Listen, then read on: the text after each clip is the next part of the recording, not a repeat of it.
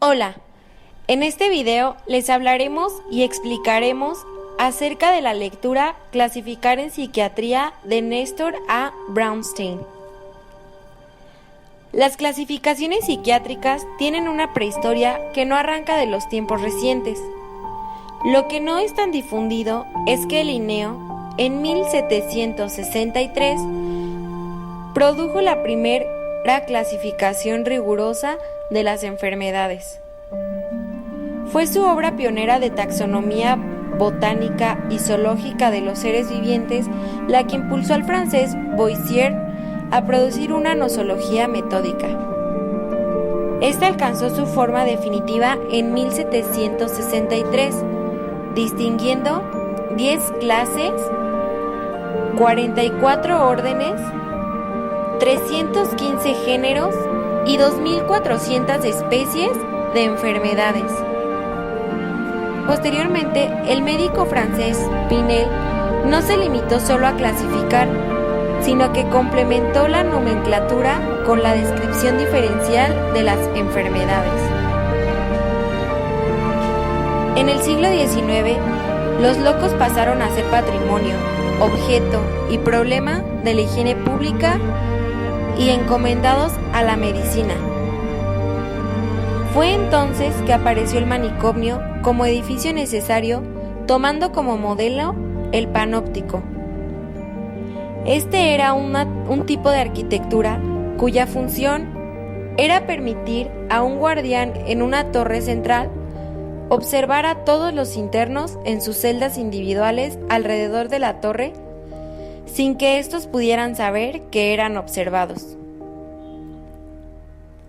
Se confió a los médicos la investigación y la definición de las formas de la locura que antes pertenecía al discurso teológico centrado en la posesión demoníaca y el pecado.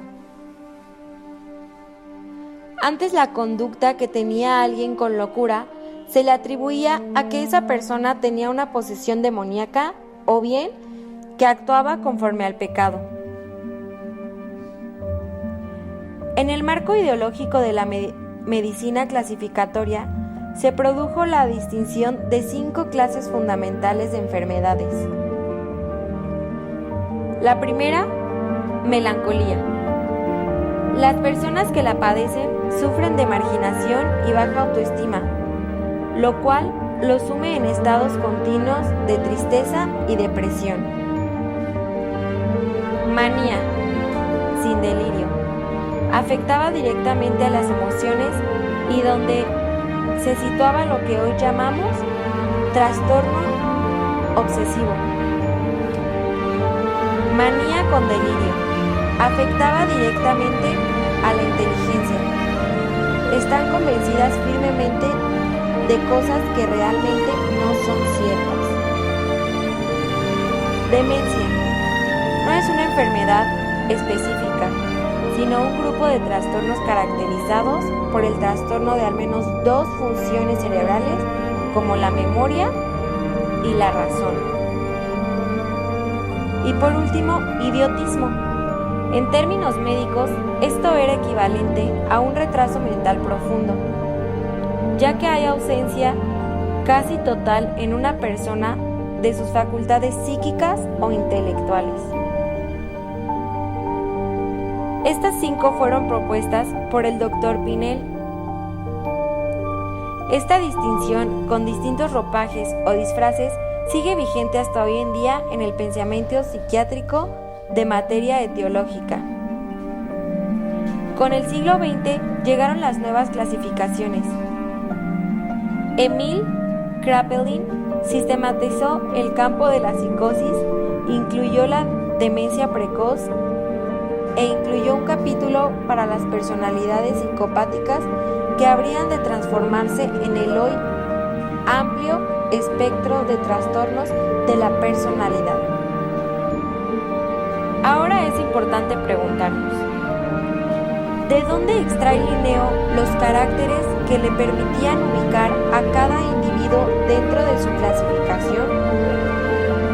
Pues fácil, de la forma objetiva de los elementos que podían ser confirmada por cualquier otro, es decir, lo que podía ser distinguido a simple vista. La psiquiatría alemana da comienzos en el siglo XX. Sistematizó y ordenó un campo de fenómenos hasta entonces bastante caótico, que fue su gran mérito. También sistematizó la formación de los psiquiatras en todo el mundo. La clasificación no solo creaba a los objetos sobre los que se aplicaba, sino que además producía un lenguaje, un modo de pensamiento, un discurso y unas reglas que a su vez engendraban a los psiquiatras como agentes de aplicación del sistema propuesto. Psiquiatra. Fue a partir de la primera mitad del siglo XX cuando el término al fin se generalizó. El objeto hoy es clasificar a todos los sujetos encerrándolos en cajones del espacio taxonómico regenteado por la ciencia médica. Es decir, se busca encerrar en un solo grupo las clasificaciones de manera ordenada y jerárquica de las enfermedades mentales dirigidas por la ciencia médica. Ahora bien, cualquiera sabe que las enfermedades son conceptos abstractos y a nadie le extraña que las supuestas entidades que los psiquiatras delimitan como trastornos estén mal definidas y se superpongan entre sí al punto de que frente a un caso singular los juicios del clínico sean más bien opiniones personales. Esto a diferencia de lo que sucede con la medicina. Bueno, esto se refiere a que la psiquiatría se basa en lo empírico. Mientras tanto, la medicina busca hacer estudios objetivos para que tengan más veracidad. Y bueno, prosiguiendo, podemos hablar que la investigación de parámetros biológicos se sustenta en una esperanza, la de encontrar en el cerebro la razón de las anormalidades de la mente, la personalidad o el comportamiento, la de objetivar una base material y natural. Esto lo podemos entender a que esta parte de la psiquiatría trata de asociar los problemas psicológicos con una anormalidad biológica de manera necesaria. Es decir, si hay algún problema psicológico con una persona, tiene que ser porque hay algo anormal en su composición biológica cerebral. Es importante mencionar que el cerebro está involucrado en la vida y en todas las actividades del ser humano. O sea que la persona que reacciona de acuerdo a su entorno social, ya sea directa o indirectamente, consciente o inconscientemente. El cerebro es fundamental, pues en él se desarrollan los procesos que hacen posible el habla, la memoria, la comunicación, las emociones, los sentimientos y todo aquello que es subjetivo. Y para finalizar, es importante explicar que el dominio entero de la medicina de las enfermedades son conceptos abstractos derivados de la agrupación de signos y síntomas por medio de la actividad cognitiva que los reúne en síndromes y acaba definiéndolos como objetos teóricos a ser investigados. Entonces, las enfermedades hacen referencia a un conjunto de cosas, no a un conjunto de objetos como tal. Estas cosas son síntomas, cosas que pasan al mismo tiempo, a las que cuando se juntan las llamamos enfermedades.